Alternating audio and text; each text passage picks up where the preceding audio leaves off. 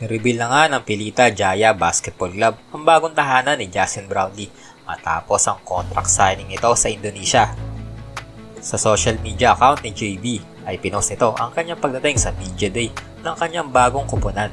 At official na nga maglalaro si Justin Brownlee sa Indonesian Basketball Club at 3-time champion sa ligang ito. Sasali si Brownlee sa team ng Pilita na nasa ikalimang pwesto ng team standing ngayon at naghahabol para makapasok ng playoffs.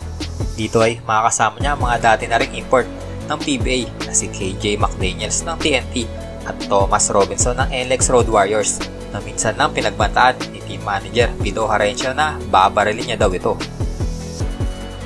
Nag-post din ang dating import ng Terra Firma na si Lester Prosper na kasalukuyang naturalized player ngayon ng Indonesia at na-excite siya na maglalaro nga daw itong si Brownlee sa IBL. Hate to bring it up, but last year, so for me, yeah, I enjoyed watching the team play.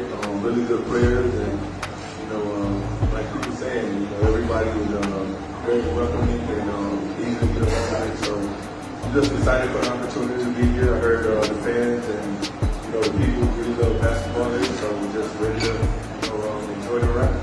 Hindi na bago sa Jaya na mag-hire ng Pilipino dahil minsan na rin nilang kinuha si Coach Nat Canson at Bong Ramos para maglaro dito. Nakapaglaro na rin minsan dito ang 7-time best import na si Bobby Parks na naglaro under Aspak Jakarta noong mid-90s.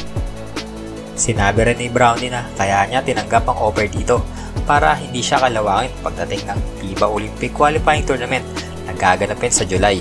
Sa Sabado ang magiging debut game ni Brownlee dito sa IBL kung saan makaharap niya ang Rans Simba.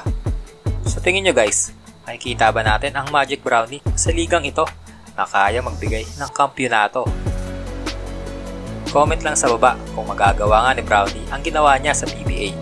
Thanks for watching. Peace!